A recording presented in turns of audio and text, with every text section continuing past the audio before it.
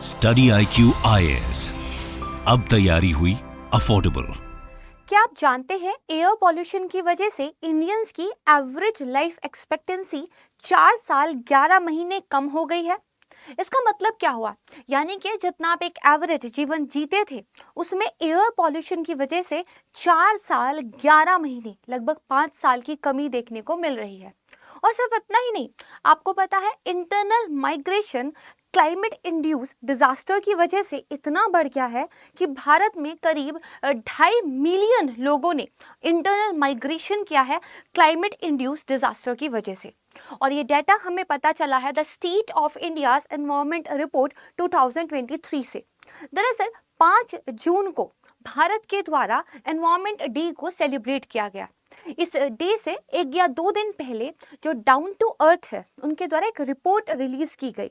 ये रिपोर्ट बहुत ज़्यादा इम्पॉर्टेंट है भारत की एनवायरमेंट पर परफॉर्मेंस को जानने के लिए।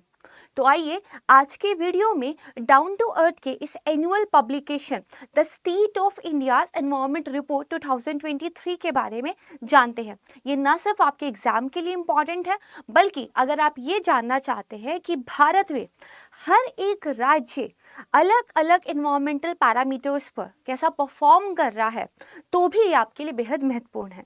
नमस्कार दोस्तों, मैं हूं प्राची। स्टडी IQ के प्लेटफॉर्म पर आप लोगों का बेहद स्वागत करती हूं। आइए आज एक बेहद इम्पॉर्टेंट टॉपिक पर चर्चा करते हैं।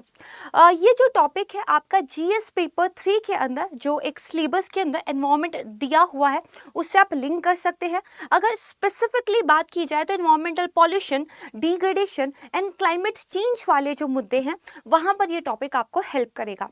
इसके अलावा प्रीलिम्स में भी इस तरह की रिपोर्ट से डायरेक्ट क्वेश्चन पूछा जाता है। और वीडियो के एंड में मैं आपको एक क्वेश्चन दिखाऊंगी जो सिमिलर पैटर्न पे UPSC के द्वारा पहले पूछा गया था। और साथ ही एक प्रैक्टिस क्वेश्चन होगा आपके सॉल्व करने के लिए, और मुझे पूरी उम्मीद है कि आप उस क्वेश्चन को सॉल्व करेंगे और अपना आंसर कमेंट सेक्शन में देंगे। तो आइए बिना किसी देरी के स्टार्ट करते हैं अपना आज का वीडियो। तो दरअसल यहाँ पर आप देख सकते हैं कि CSE right and DTE mark world environment day with release of state of India's environment 2023 in figures, right है। और इस रिपोर्ट में जो हाईलाइट किया गया था उसमें इंडियन जो स्टेट्स हैं उनकी अलग अलग पैरामीटर्स पे जो रैंकिंग है उसको हाईलाइट किया गया था। देखिए ओवरऑल इंडिया एनवायरनमेंट पर कैसा कर रहा है, ये तो ग्लोबल लेवल पर बहुत सारे रिपोर्ट्स और रैंकिंग आते हैं, वहां पर हम देखते ही हैं, राइट है। लेकिन अगर हमें इंडिया के अंदर सारे ही स्टेट के लिए एक लेवल प्लेइंग फील्ड बनानी है तो हमें हर एक स्टेट का इंडिपेंडेंटली क्या परफॉर्मेंस है ये पता करना होगा, ताकि उसी के अकॉर्डिंग जहां पर वो अच्छा कर रहे हैं उन प्रैक्टिसेस को दूसरी स्टेट में भी प्रमोट किया जा सके, और जहां पर वो अच्छा नहीं कर रहे हैं वहां पर उनको पुश किया जा सके थोड़ा और बेहतर करने के लिए, राइट है। तो आइए मैंने आपको बताया CSE और DTE ये क्या है। तो देखिए ये जो डाउन टू अर्थ के द्वारा रिपोर्ट को एनुअली पब्लिश किया जाता है ये इन एसोसिएशन विद CSE किया जाता है, यानी कि जो centre for science and environment है उसके साथ एसोसिएशन में जो डाउन टू अर्थ है इस रिपोर्ट को पब्लिश करता है। ये रिपोर्ट बहुत ज़्यादा वैल्यूएबल इंसाइट हमें देती है इंडियन स्टेट्स के ओवरऑल परफॉर्मेंस को लेकर, जिनको हमने कुछ पैरामीटर्स पे जो है बेसिकली निकाला होता है। नाउ आपके लिए रैंकिंग से भी ज़्यादा इम्पॉर्टेंट है उन पैरामीटर्स के बारे में जान लेना जिन पर स्टेट्स को रैंकिंग दी गई है। तो आइए पहले उन्हीं के बारे में देख लेते हैं। जैसे देखिए जो स्टेट्स को रैंकिंग दी जाती है वो 4 पैरामीटर्स पे दी जाती है। पहला है ओवरऑल एनवायरनमेंट को लेकर, दूसरा है एग्रीकल्चर को लेकर, तीसरा है पब्लिक हेल्थ को लेकर, और चौथा आपका इंफ्रास्ट्रक्चर है, यानी कि राज्य ओवरऑल पर्यावरण को लेकर कैसा परफॉर्म कर रहे हैं। देन इसके अंदर जो है सब आपके पैरामीटर्स हैं। इसी तरह ओवरऑल एग्रीकल्चर में आप कैसा परफॉर्म कर रहे हो, पब्लिक हेल्थ की क्या स्थिति है हर एक राज्य और यूनियन टेरिटरी के अंदर, और साथ में इंफ्रास्ट्रक्चर की क्या हालत है, राइट है। इन सारे पैरामीटर्स पे स्टेट्स को जो है रैंकिंग दी जाती है। तो अब हम क्या करेंगे, एक एक पैरामीटर को लेंगे और देखेंगे कि किन स्टेट्स ने इस पर बेहतर परफॉर्म किया है और किन स्टेट ने इस पर बेहतर परफॉर्म नहीं किया है। साथ हम ये भी देखेंगे कि कुछ डाटा, कुछ चार्ट्स, कुछ इन्फोग्राफ्स जो हमारे लिए इम्पॉर्टेंट है, और यहीं पर मैं आपको दिखाऊंगी कि कैसे एयर पॉल्यूशन की वजह से जो भारतीयों की एक एवरेज लाइफ एक्सपेक्टेंसी है वो 4 साल 11 महीने कम हो गई है। तो शुरुआत करते हैं पहले पैरामीटर के साथ, यानी कि एनवायरमेंट। तो अगर टॉप परफॉर्मर की बात करें तो यह है तेलंगाना। दरअसल तेलंगाना ने जो फॉरेस्ट कवर है उसमें काफी बेहतर काम किया है। साथ ही जो म्युनिसिपल वेस्ट ट्रीटमेंट है, यानी कि अपशिष्ट को जो उपचारित किया जाता है, उस पर काफी अच्छा परफॉर्म किया है। लेकिन अगर इसके बाद आप देखोगे तो कुछ पैरामीटर्स पर तेलंगाना ने भी बेहतर काम नहीं किया। फॉर एग्जाम्पल, कुछ वाटर बॉडीज अभी भी यूज में नहीं है, उनको बेसिकली रेनोवेट कर यूज में लाया जा सकता था। साथ ही ग्राउंड वाटर की एक्सट्रैक्शन का जो लेवल है उस पर भी तेलंगाना ने अच्छा परफॉर्म नहीं किया है। साथ ही अगर आप देखोगे जो पॉल्यूशन हो गया है रिवर्स के अंदर, जिसको बेसिकली हम कहते हैं कि number of polluted stretches in river, वो बढ़ते जा रहे हैं, राइट है। और ये ओवरऑल कंट्री में आपको फिनोमिना देखने को मिलेगा कि लगभग ऑलमोस्ट हर जो है राज्य के अंदर, हर एक यूनियन टेरिटरी के अंदर जो पॉल्यूटेड रिवर स्ट्रेचेस हैं वो बढ़ते जा रहे हैं, ठीक है। तो वापस से समझते हैं, ठीक है। तो अगर टॉप परफॉर्म की बात करें तो तेलंगाना ने टॉप परफॉर्म किया है, इसके बाद गुजरात की रैंकिंग है, देन गोवा है, इसके बाद महाराष्ट्र है। अगर हम बेसिकली जो है बॉटम परफॉर्मर्स की बात करते हैं तो राजस्थान, नागालैंड और बिहार। यहाँ पे ये याद रखिएगा कि जो नॉर्थ ईस्टर्न स्टेट हैं उनमें से लगभग 6 जो हैं वो बॉटम 10 में हैं, यानी कि नॉर्थ ईस्टर्न स्टेट्स को काफी कुछ काम करने की यहाँ पर क्या है, जरूरत है। आइए इसके बारे में एक इन्फोग्राफ देख लेते हैं। जैसे यहाँ पे ये बताया गया है कि तेलंगाना जो है बेसिकली इकलौता ऐसा राज्य है जिसने 70% के लगभग स्कोर किया है। बाकी 27 राज्य ऐसे हैं जिन्होंने 70% से लेकर 30% के बीच में स्कोर किया है। और हमारे जो नॉर्थ ईस्टर्न स्टेट है उसमें से 6 ऐसे हैं जो बॉटम 10 में हैं, ठीक है। अब यहाँ पे देखिए बेसिकली किन किन सब पैरामीटर्स पर ये रैंक देखी गई। तो यहाँ पे देखो कि जो आपका रिन्यूएबल पावर के इंस्टॉल्ड ग्रिड है ये चेक किया गया। साथ ही देखा गया कि सीवेज को लेकर बाकी आप कैसा ट्रीटमेंट कर रहे हो। साथ में देखा गया म्युनिसिपल सॉलिड वेस्ट को लेकर क्या स्थिति है। इसके अलावा फॉरेस्ट कवर में कितना जो है चेंज हुआ है या नहीं हुआ है। और इसके अलावा पॉल्यूटेड रिवर स्ट्रेचेस देखे गए हैं, ग्राउंड वाटर एक्सट्रैक्शन का लेवल देखा गया है और कितनी वाटर बॉडीज यूज में नहीं है ये देखा गया है। ओवरऑल स्कोर जो है यहाँ पर दिया गया है 1 to 10 की रेंज में, इसी को फिर परसेंटेज वाइज बताया हुआ है। जैसे तेलंगाना का स्कोर देखेंगे तो 7.2 समथिंग है, इसीलिए 70% बोल दिया। वहीं गुजरात का स्कोर देखेंगे तो 6.5 समथिंग है, तो इसलिए इसको करीब 65% के आसपास बोल सकते हैं, राइट है। तो ये तो था फर्स्ट पैरामीटर जिसपे हमारी स्टेट्स ने कैसा परफॉर्म किया है, and this is one of the most important parameter जिसके आपको टॉप परफॉर्मर और जो बॉटम परफॉर्मर है दोनों पता होने चाहिए, ठीक है। दूसरे की बात करते हैं, एग्रीकल्चर। तो एग्रीकल्चर पर मध्य प्रदेश ने जो है काफी बेहतर प्रदर्शन करके दिखाया है। दरअसल अगर बात करें कि क्या उन्होंने सबसे बेहतर काम किया है, तो जो बेसिकली फूड ग्रेन प्रोडक्शन है, ठीक है, यानी कि जो आपके खाद्य अनाज हैं उनके प्रोडक्शन में एक जंप देखा गया है मध्य प्रदेश में, ठीक है। तो यू कैन से कि या तो वहाँ का जो बेसिकली एरिया है कल्टीवेशन के अंदर वो इंक्रीज हुआ है या फिर प्रोडक्टिविटी इंक्रीज हुई है, ठीक है। तो क्या बताया गया है कि देखिए बेसिकली आप देखोगे कि फूड ग्रेन प्रोडक्शन में तो जंप देखा गया, लेकिन अभी भी जो स्टेट का क्रॉप एरिया है आधे से ज़्यादा ऐसा है जो बेसिकली आपका इंश्योरेंस के अंदर नहीं है, ठीक है। अब देखो खेती का इंश्योरेंस करना आज के टाइम पे ज़्यादा इम्पॉर्टेंट हो जाता है, क्योंकि एक्सट्रीम वेदर इवेंट की वजह से या किसी भी कारण की वजह से अगर खेती आपकी खराब हो गई तो किसान के पास एक बैकअप होना चाहिए, राइट है। तो भले ही आपने फूड ग्रेन प्रोडक्शन में जंप किया है, लेकिन अभी भी क्या है, स्टेट का आधा क्रॉप एरिया अनइंश्योर्ड है, ठीक है। इसके अलावा देखिए आंध्र प्रदेश, छत्तीसगढ़ और उत्तर प्रदेश ने जो है बेहतर काम करके दिखाया, जबकि दिल्ली, गोवा और मेघालय ये बॉटम परफॉर्मर थे एग्रीकल्चर की अगर बात करें तो, राइट। This is clear. अब बात करते हैं बेसिकली अपने थर्ड पैरामीटर की, दैट इज पब्लिक हेल्थ। अब यहाँ पे दिल्ली ने अच्छा काम करके दिखाया है। दरअसल अगर देखा जाए तो दिल्ली का जो बेसिकली एक हेल्थ केयर का नेटवर्क है, राइट है, वो यहाँ पर बेहतर हुआ है। इसके अलावा हेल्थ केयर के लिए जो बजट अलोकेशन है वो दिल्ली में जो है बढ़ता हुआ दिखाई देता है। दैट्स वाई इस वाले पैरामीटर पे दिल्ली ने सबसे अच्छा परफॉर्म किया। इसके अलावा आप देखोगे सिक्किम जो कि एक छोटा सा हमारा जो स्टेट है, इसने भी काफ़ी अच्छा काम यहाँ पे जो है करके दिखाया पब्लिक हेल्थ वाले मामले में। गोवा और मिजोरम बॉटम परफॉर्मर की बात करें तो यहाँ पे मध्य प्रदेश, छत्तीसगढ़, असम और उत्तर प्रदेश आ जाते हैं। यानी कि वो राज्य जो एग्रीकल्चर में थोड़ा अच्छा कर रहे थे वो करीब आप देखिए पब्लिक हेल्थ के मामले में थोड़ा सा बॉटम परफॉर्मेंस में आते हैं, ठीक है। लेकिन दिल्ली में भी भले ही हेल्थ केयर फैसिलिटीज बढ़ी हों, राइट है, लेकिन अभी भी वहाँ पे लो इम्यूनाइजेशन रेट है। यानी कि जो वैक्सीन दी जाती है अलग अलग प्रकार की बीमारियों से सुरक्षित रखने के लिए, वो जो वैक्सीनेशन है वो अभी भी उतना नहीं है जितना होना चाहिए, ठीक है। This is clear.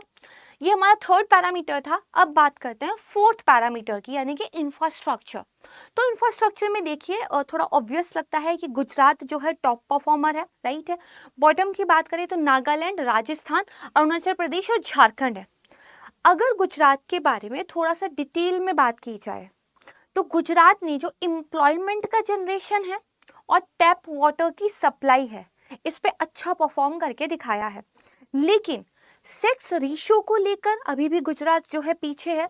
साथ में अभी भी जो बहुत सारे रूरल हाउस होल्ड्स हैं, यानी कि जो ग्रामीण परिवार हैं, उनके द्वारा जो अनक्लीन बेसिकली आप कह सकते हैं एनर्जी सोर्सेज है वो यूज़ की जा रही है। जैसे कुकिंग फ्यूल की बात करें तो अभी भी बहुत सारे ग्रामीण परिवार, रूरल हाउस होल्ड्स, जो आपका वुड होता है, चिप्स होते हैं, इस तरह की चीज़ों पे जो है अभी भी डिपेंडेंट है। तो यहाँ पे थोड़ा सा क्या है, बेहतर करने की ज़रूरत है, राइट है। इसको थोड़ा डिटेल में देखते हैं। तो बताया गया था यहाँ पर दरअसल 8 ऐसे स्टेट हैं जिन्होंने दरअसल 10 में से 7 या उससे ज़्यादा जो है बेसिकली आप कह सकते हैं स्कोर को हासिल किया, यानी कि 70% की रेंज में थे। 21 राज्य ऐसे हैं जिन्होंने 70 से 30% के बीच में स्कोर किया है। और बहुत अच्छी बात है, ऐसा कोई भी राज्य नहीं था जिसका 30% से लेस स्कोर रहा हो। एटलीस्ट पब्लिक इंफ्रास्ट्रक्चर और ह्यूमन डेवलपमेंट पे हमारे सारे स्टेट जो हैं बेहतर काम कर रहे हैं।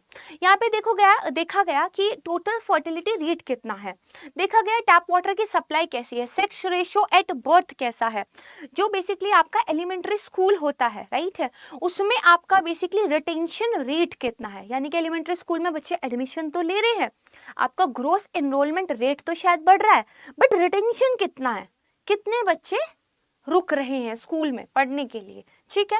साथ ही अगर आप देखोगे कि कितने ज़्यादा हाउस होल्ड जो है अभी भी फायरवुड्स पर, चिप्स पर, जो क्रॉप रेसिड्यू हैं उन पर डिपेंड करते हैं अपनी कुकिंग की एनर्जी की ज़रूरतों के लिए, ठीक है। फिर एनर्जी सप्लाई कितनी है और रिक्वायर कितनी है, ये गैप देखा जाता है। और साथ में म्यूनिसिपल सॉलिड वेस्ट कितना आपने प्रोसेस किया है, राइट है, वो देखा जाता है।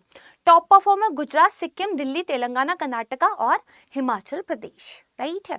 तो यहाँ तक हमने उन 4 पैरामीटर्स के बारे में बात कर ली जिन पर बेसिकली ये जो state of the environment performance report है, ये हमारे देश के राज्यों को एक तरीके से रैंक देता है और उनके प्रदर्शन को जांचता है, राइट है।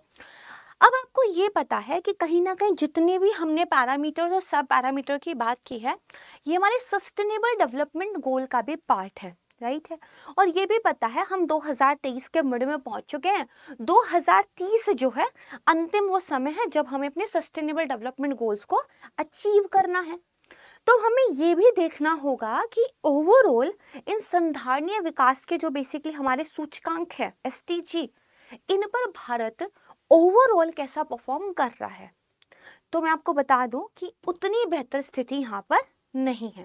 जैसे इस रिपोर्ट में ये बताया गया कि ओवरऑल भारत की जो सस्टेनेबल डेवलपमेंट गोल्स को लेकर रैंकिंग है वो पिछले 5 सालों में स्लिप हुई है, राइट है। 2022 में जो भारत की रैंकिंग थी वो 121 थी, राइट है, 121 थी। और बेसिकली अगर देखा जाए तो भूटान, श्रीलंका, नेपाल और बांग्लादेश ये भी हमसे बेहतर कर रहे हैं, ऐसा जो है रैंक बताती है। सिर्फ पाकिस्तान हमसे थोड़ा सा पीछे, हम 121वें पायदान पे हैं, वो 125वें रैंक लिए बैठे हैं, ठीक है। और अगर देखा जाए तो टोटल कितने सस्टेनेबल डेवलपमेंट गोल होते हैं, जल्दी बताइए कितने हैं, सामने लिखे हुए हैं आपके। तो अगर बात की जाए जो टोटल सस्टेनेबल गोल्स हैं, इनमें से लगभग 11 पर, टोटल 17 होते हैं, लगभग 11 पर भारत जो है चैलेंज फेस कर रहा है। तो इट्स नॉट अबाउट कि हम 4 या 5 पे बेहतर नहीं कर पा रहे भाई, हम 17 में से 11 पे अभी जो है एक तरीके से चैलेंज फेस कर रहे हैं, ठीक है। This is clear. थोड़ा सा अब इसको डिटेल में देखते हैं, राइट है। जैसे अगर बात की जाए कि भारत जो SDG 4, 8, 9, 10 और 15 है, ठीक है, इन पे भारत की परफॉर्मेंस स्लिप हुई है। अब आपको ना 1 से लेके 17 तक जो सस्टेनेबल डेवलपमेंट गोल्स हैं वो याद होने चाहिए भाई। ट्रिक से याद करो, सॉन्ग बना के याद करो, what ever the way you like, but याद करो, ठीक है। अब देखो ये जो बेसिकली 4, 8, 9, 10 और 15 है, किससे रिलेटेड है? तो यहाँ पे देखो, quality education, decent work and economic growth, industry, innovation and infrastructure, reduce inequalities, life on land, ठीक है। इनके ऊपर भारत जो है एक तरीके से चैलेंज फेस कर रहा है। लेकिन अगर आप देखोगे पिक्चर इतनी भी बुरी नहीं है, हमने कुछ डेवलपमेंट गोल्स पर अच्छा भी परफॉर्म किया है। जैसे कुछ राज्यों के द्वारा जो सस्टेनेबल डेवलपमेंट गोल है, नो पॉवर्टी, दूसरा जो है जीरो हंगर, तीसरा good health and wellbeing, fifth gender equality, 7th affordable and clean energy, 11th sustainable cities and communities and 12th responsible consumption and production. इस पे अच्छा काम किया है। देखो पॉवर्टी तो भारत की आज़ादी के टाइम से ही एक मुद्दा रहा है और लगभग हर सरकार प्रयास करती ही है इसको कम करने का। तो पॉवर्टी को लेके वास्तव में जो है भारत ने बेहतर काम करके दिखाया है और काफ़ी सारे लोग जो है गरीबी रेखा से बाहर आए हैं। हालांकि कोविड की वजह से वापस से कुछ लोग गए भी हैं, बट अगेन ये चैलेंज है, हमें इसको ओवरकम करना ही है। इसी तरह अगर जीरो हंगर वाले सस्टेनेबल डेवलपमेंट गोल की बात करें तो आपको पता है कि हमारे यहाँ दरअसल क्या है, बहुत सारे जो है इनिशिएटिव सरकार के द्वारा चलाए जा रहे हैं। जैसे आपको पता है पोषण अभियान है, स्कूलों की बात की जाए तो मिड डे मील योजना है, राइट है। और अब तो आपके यहाँ बेसिकली एक एक्ट ही है जो आपको फूड सिक्योरिटी का एक वादा देता है, राइट है। क्या आप मुझे कमेंट सेक्शन में बताएंगे उस एक्ट का नेम क्या है? प्लीज बताइए, ठीक है। इसके अलावा अगर गुड हेल्थ और वेलबींग की बात की जाए तो आपको पता है गवर्नमेंट ने इंद्रधनुष मिशन, राइट है, और इन सब इनिशिएटिव के तहत जो वैक्सीनेशन है इसको काफ़ी बढ़ाया है। और अभी हाल में तो जो बेसिकली कुछ ऐसी चीज़ें थी जिन पे जनरली ध्यान नहीं जाता था उनको लेकर भी गवर्नमेंट ने काम करना शुरू किया है। जैसे one of the most important example है सर्विकल कैंसर का, राइट है। तो आपको पता है कि ये कैंसर जनरली महिलाओं को जो है पीड़ित करता है और इसको लेकर अवेयरनेस बहुत कम थी। साथ में एक टैबू तो माना ही जाता है इन सारी चीज़ों को लेकर बात करने के लिए। अब गवर्नमेंट ऑफ इंडिया का ध्यान इस तरह की चीज़ों को लेकर भी गया है, दैट्स वाई जो रिफ्लेक्ट भी होता है रैंकिंग में और हेल्थ वगैरह पर हमारी रैंकिंग बेहतर हो रही है, राइट है। This is clear.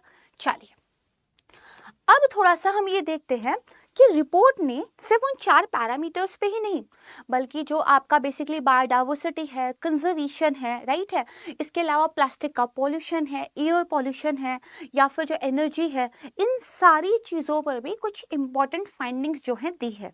और ये सारा ही डाटा बहुत ज़्यादा रिलायबल माना जाता है। तो मैं कुछ इंपॉर्टेंट डाटा की बात आपको बताती हूँ। जैसे फॉर एग्जांपल सबसे पहली जो फाइंडिंग रिपोर्ट में इंपॉर्टेंट थी वो थी सॉलिड वेस्ट मैनेजमेंट। तो रिपोर्ट का कहना यह है कि भारत में एक साल में करीब 1,60,000 टन जो सॉलिड वेस्ट है वो जनरेट होता है और हम इसमें से केवल 32% को ही प्रॉपरली मैनेज कर पाते हैं। तो बाकी कहाँ जाता है? बाकी हमारे नदी नालों को क्लॉग करता है, इलीगल तरीके से उसको जलाया जाता है। जो नदी नाले ब्लॉक होते हैं वही बाद में जो है वाटर लॉकिंग का कारण बनते हैं। ज़रा सी बारिश हुई नहीं कि शहर में पानी भर गया। और जो इलीगल बर्निंग कर रहे हो उससे जो धुआं निकलता है, जो टॉक्सिक गैसें निकलती हैं, वो हमारी ही हेल्थ पे इम्पैक्ट डाल रही है, राइट है। हमें लगता है कि अपने घर से थोड़ा सा दूर जाके बेसिकली आप जो है वेस्ट को जलाकर आ गए, बट भाई वो गैस सबके लिए ही हवा में खुल गई है, तो इन प्रैक्टिसेस को स्टॉप करने की ज़रूरत है। अगर आपके आसपास आपकी फैमिली में कोई ऐसा कर रहा है तो प्लीज़ थोड़ा सा समझाइएगा, जैसे मैं अब ये करती हूँ, राइट है। ठीक है, तो ये हुआ। इसके अलावा यहाँ पे ये बताया गया है स्टिल भारत में जो ये बेसिकली वेस्ट मैनेजमेंट था, इसमें इम्प्रूवमेंट देखी गई है। ठीक है, तो काम तो हम कर रहे हैं। दूसरा जो इम्पोर्टेंट इशू आता है वो आता है प्लास्टिक यूज का। अब आपको पता है कि जो हमारा सेंट्रल पॉल्यूशन कंट्रोल बोर्ड है, दरअसल वो एक तरीके से इस प्लास्टिक पॉल्यूशन को कंट्रोल करने के लिए अलग अलग इनिशिएटिव लेकर आए हुए हैं। और जुलाई 2022 में तो जो सिंगल यूज प्लास्टिक है उसको बैन कर दिया गया भारत में। बहुत सारे आइटम्स हमने जो है बताए और उनको बैन कर दिया, राइट है, जैसे प्लास्टिक के स्ट्रॉज वगैरह। अब यहाँ पे देखो, हमने ना एक ऐप निकाली। उस ऐप में ये था, कोई भी सिटीजन अगर कहीं पे प्लास्टिक का इलीगल यूज हो रहा है उसकी कंप्लेन कर सकता है। ऐप का नाम था SUPCPCB, central pollution control board. कोई भी सिटीजन कंप्लेन कर सकता था। अब रिपोर्ट ने ये बताया, इनिशियली ना इस ऐप पे काफी ज्यादा एंथुसिज्म देखा गया सिटीजन्स की तरफ से कंप्लेन करने में, बट अब अगर आप देखोगे तो ये नहीं दिखाई देता है। ऐसा क्यों हुआ? रिपोर्ट ने इसका भी आंसर दिया है। रिपोर्ट का कहना यह है कि शायद जब सिटीजन्स ने कंप्लेन की है तो उस तरीके से एक्शन नहीं हो पाया, शायद ग्रीवेंसेस को उस तरीके से रिड्रेस नहीं किया जा सका, तो एक कम्युनिकेशन गैप और एक जो ट्रस्ट था वो शायद यहाँ पे लैक कर गया। दैट्स वाई अब सिटीजन्स भी जो है उतना कंप्लेन करने को लेकर उत्साह नहीं दिखाते हैं। तो इन चीज़ों पे हमें काम करने की ज़रूरत है कि एटलीस्ट जो सिटीजन बेसिकली पार्टिसिपेशन है वो रहना चाहिए, वो कम नहीं होना चाहिए। ठीक है, दिस इज क्लियर। अब यहाँ पे देखो, एयर पॉल्यूशन एंड हेल्थ, यहाँ पे ये बताया गया हर भारतीय की जो एवरेज लाइफ है, ठीक है, जो एवरेज लाइफ एक्सपेक्टेंसी है, एयर पॉल्यूशन की वजह से 4 साल 11 महीने कम हो गई। यानी कि 5 साल कम जीने वाले हैं हम लोग इस वायु प्रदूषण की वजह से। 5 साल बहुत होते हैं, राइट है। तो यहाँ पे ये बताया गया है 2020 का ये डाटा है, राइट है, 2020 का उन्होंने एक डाटा 2023 की रिपोर्ट में दिया है, और अभी 2023, 24, 25 नेक्स्ट रिपोर्ट्स आएंगी, तब पता नहीं है कितना होगा अगर हमने काम नहीं किया तो। ठीक है, यहाँ पे ये बताया गया है कि जो रूरल एरियाज में लोग रहते हैं वो ज़्यादा बेसिकली हार्डली हिट हुए हैं कंपैरेटिवली जो उनके बेसिकली अर्बन काउंटर पार्ट थे। तो अगर आप देखोगे कि अगर एवरेज लाइफ एक्सपेक्टेंसी की बात करें तो बेसिकली रूरल एरिया में वो 5 साल 2 महीने हैं, और उनके अर्बन काउंटर पार्ट की तुलना में ये 9 महीने ज़्यादा है। यानी कि गाँव का व्यक्ति शहर के व्यक्ति की तुलना में 9 महीने पहले शायद अपनी जिंदगी खत्म पाएगा, राइट है।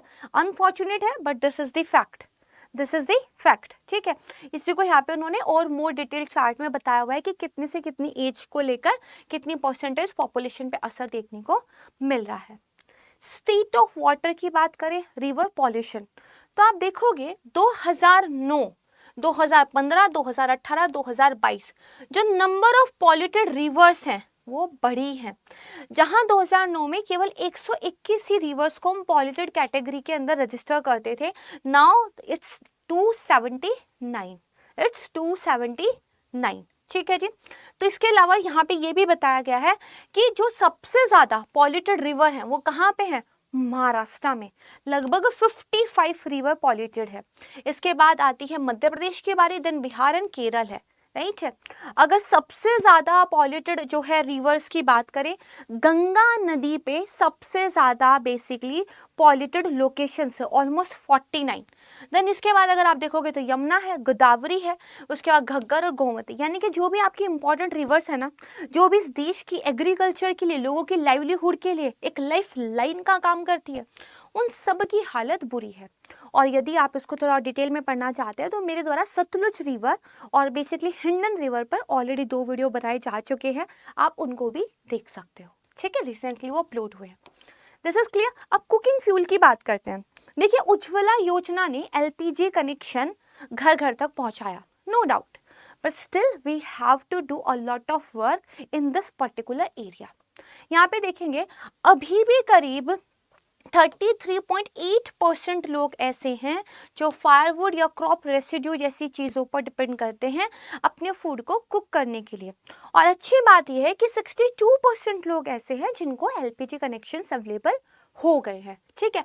लेकिन ये जो 33.8 है, इसका क्या मतलब हुआ?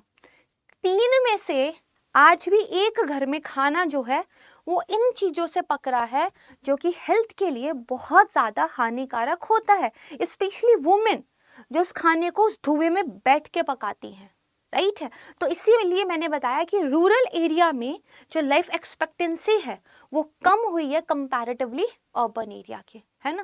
क्योंकि आप देखोगे कि वहाँ पर अभी भी काफ़ी सारा काम करना जो है ज़रूरी है, और रेस्पिरेटरी जो डिजीज़ है उनका एक बर्डन भारत में बढ़ता जा रहा है। इवन अगर आप देखोगे ना, जो चाइल्ड होते हैं, राइट, उनकी हेल्थ पर भी इस एयर पॉल्यूशन का बहुत ज़्यादा नेगेटिव इम्पैक्ट देखने को मिल रहा है। अब आते हैं वहाँ पर जहाँ पे मैंने ये बताया था कि न सिर्फ भारत बल्कि पूरी दुनिया एक माइग्रेशन को फेस कर रही है। और आपको पता है, हमें लगता है कि जब सिविल वॉर जैसी सिचुएशन हो जाती है, युद्ध, कुछ इस तरह की चीज़ें होती है, शायद तब माइग्रेशन ज़्यादा होता है, राइट है, क्योंकि लोग अपनी जान बचाने के लिए एक जगह से दूसरी जगह जाते हैं। बट कैन यू इमेजिन कि जो क्लाइमेट चेंज इंड्यूस डिजास्टर हो रहे हैं, इनकी वजह से माइग्रेशन आपको ज़्यादा देखने को मिल रहा है। डाटा तो कुछ ऐसा ही कहता है। जैसे यहाँ पे देखिए, जो येलो कलर से आप देख पा रहे हो, ये बेसिकली जो माइग्रेशन हुआ है, राइट है, ये किस लिए हुआ है? ये डिजास्टर्स की वजह से हुआ है। और जो रेड कलर में आप ये देख पा रहे हो, ये जो माइग्रेशन हुआ है ये बेसिकली कॉन्फ्लिक्ट और वायलेंस की वजह से हुआ है। मिलियंस में ये फिगर है, ठीक है, ये फिगर मिलियंस में है। जैसे यहाँ पे ये बताया गया है कि 2022 में पूरे संसार में, राइट है, पूरे वर्ल्ड में करीब 70 मिलियन न्यू इंटरनल डिस्प्लेसमेंट देखी गई थी, और ये सबसे ज़्यादा थी 2013 के बाद में। ये जो स्पाइक हुआ, राइट है, 2 फैक्टर की वजह से हुआ था। पहला फैक्टर तो आपको पता है, रशिया यूक्रेन वॉर हुआ है, इसकी वजह से जो डिप्लेसमेंट हुआ है, वन ऑफ द बेसिकली जो है आपको एक्सट्रीम दिखाई देगा। लेकिन इसके अलावा दूसरा देखोगे तो जो ला नीना वेदर फिनोमिना था, जो पिछले 3 सालों से लगातार फेस किया जा रहा था, अब जाके वो एंड ओवर कहा जा रहा है, अब अल नीनो आ जाएगा, है ना, इसकी वजह से था। तो यहाँ पे देखोगे रिकॉर्ड लेवल पर flood displacement all over the world देखे गए, ठीक है, इतनी ज़्यादा बारिश हुई है। इसके अलावा यहाँ पे देखोगे पाकिस्तान, नाइजीरिया, ब्राज़ील में बारिश इतनी ज़्यादा देखी गई, जबकि सोमालिया, इथियोपिया और केन्या में सूखा देखा गया। तो सिर्फ ऐसा ही नहीं कि युद्ध जो है लोगों को अपनी जन्मभूमि या अपना रहने का जो जगह है उसको छोड़ने को बेसिकली बेबस कर देता है। ये जो जलवायु परिवर्तन हो रहा है ये बहुत गंभीर है, हमें सच में इसको गंभीरता के साथ लेने की ज़रूरत है, राइट। अब यहाँ पे देखिए, अगर हम वेदर की बात करें, मैं हमेशा बोलती हूँ कि जो बेसिकली क्लाइमेट चेंज है उसकी वजह से एक्सट्रीम वेदर इवेंट्स देखने को मिल रहे हैं। 2022 में जहां भारत ने जनवरी अप्रैल इनिशियल जो 3-4 महीने थे वहां पे मोर नंबर ऑफ हीट वेव को एक्सपीरियंस किया था, राइट है, वही 2023 में ये रिप्लेस हो गया। अब जनवरी से लेके आप समझ के चलिए मार्च अप्रैल तक स्टॉर्म्स ज़्यादा देखे गए हैं। और मेरी एक वीडियो ऑलरेडी आ चुकी है किस तरह बदलते हुए रेन पैटर्न्स हमारी एग्रीकल्चर पर बहुत सीवियरली इम्पैक्ट डाल रहा है, वो भी आप देख सकते हो। वापस आते हैं यहाँ पर, देखिए बताया गया है इनिशियल 4 महीने जो 2022 के थे एक्सट्रीम वेदर इवेंट देखा गया था क्योंकि हीट वेव बहुत ज़्यादा अक्कर हुए थे, जबकि 2023 में हमारा इंडिया मेट्रोलॉजिकल डिपार्टमेंट कहता है कि बेसिकली डोमिनेट क्या रहा है भाई, ये जो हेल स्टॉर्म वगैरह आए हैं।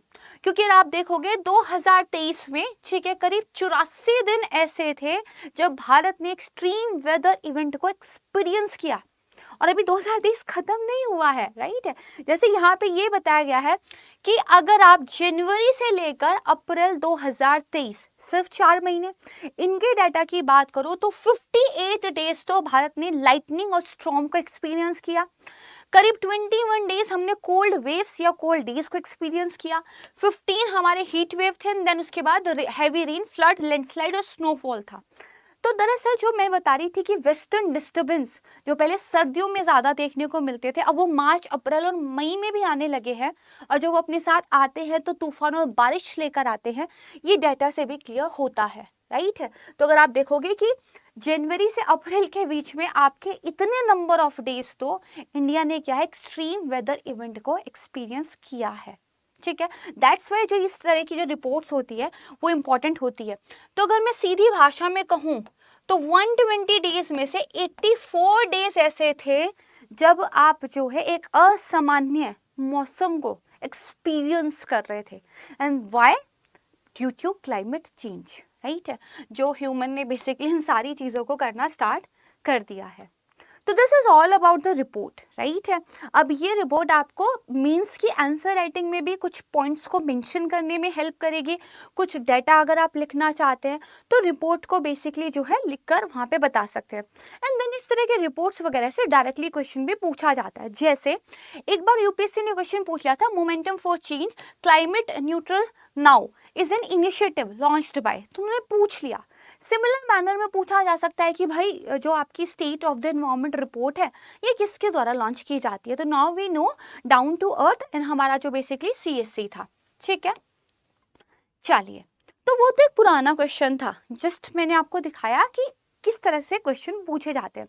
अब एक प्रैक्टिस क्वेश्चन है आपके लिए एंड ये आपको सॉल्व करना है और सॉल्व करके कमेंट सेक्शन में आंसर जरूर देना है। तो सीएससी के बारे में हमने पढ़ा, centre for science and environment के बारे में मैंने आपको 2 स्टेटमेंट दिए हैं, ठीक है, और आपको बताना है कौन सा सही है कौन सा गलत है। तो इसमें बोला है कि जो सीएससी है एक public interest research and advocacy organisation है जो कि दिल्ली में है। हिंदी में बता देती हूँ कि दरअसल आपका जो ये विज्ञान और पर्यावरण को लेकर एक केंद्र है, ये क्या है, एक दरअसल जनहित आधारित जो है संस्था है और न्यू दिल्ली में जो है बेस्ड है। दूसरा बोला गया है कि इसकी जो लैब्स हैं, ठीक है, pollution monitoring laboratory primarily focus on monitoring noise pollution, कि भाई इसकी जो लैब है वो ज़्यादातर जो नॉइस प्रदूषण होता है, ठीक है, उस पर फोकस रखती हैं। तो अब आपको क्या बताना है कि सिर्फ एक करेक्ट है, 2 करेक्ट है, दोनों करेक्ट है या एक भी करेक्ट नहीं है। ठीक है, तो प्लीज इसको सॉल्व कीजिएगा, कमेंट सेक्शन में अपना आंसर दीजिएगा।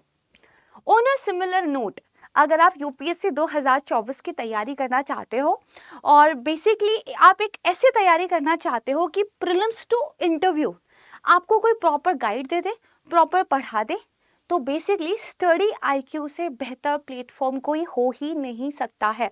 हमारे सारे स्टार फैकल्टीज़ के द्वारा इतनी मेहनत के साथ आपको पढ़ाया जाता है और कमाल की बात यह है कि अगर आप एक बार प्रीलिम्स क्लियर कर लेते हैं तो हम आपको एक मेंस रेसिडेंशियल प्रोग्राम का हिस्सा बना लेते हैं, जहाँ पर आप हमारे ही साथ रहेंगे और बेसिकली आप सिर्फ मेहनत कीजिए, आपके रहने की जो जिम्मेदारी होगी वो संस्था की होगी, स्टडी आईक्यू की होगी। एंड मेंस के लिए आप जो है ज़बरदस्त तरीके से ना सिर्फ जो है टीचर्स से पढ़िए, अपनी मेंस आंसर राइटिंग प्रैक्टिस कीजिए और आराम से रहिए। और उससे पहले प्रीलिम्स क्लियर करना है तो बेसिकली P2I यानी कि प्रीलिम्स टू इंटरव्यू बैच, इसका आप हिस्सा बन जाइए। बाइलिंगुअल ये बैच है, राइट है, दोनों भाषाओं में क्लासेस आपको मिल जाएंगी, लाइव क्लासेस होती हैं। दिस इज द यूएसपी कि अपने फैकल्टीज के साथ डायरेक्टली इंटरेक्ट करते हुए यहाँ पे पढ़ पाते हो। एंड साथ ही जो इवनिंग बैच है वो दरअसल स्टार्ट होने वाला है। तो आप देखोगे इवनिंग बैच 9 जून से शाम को 6 बजे जो स्टार्ट होने वाला है।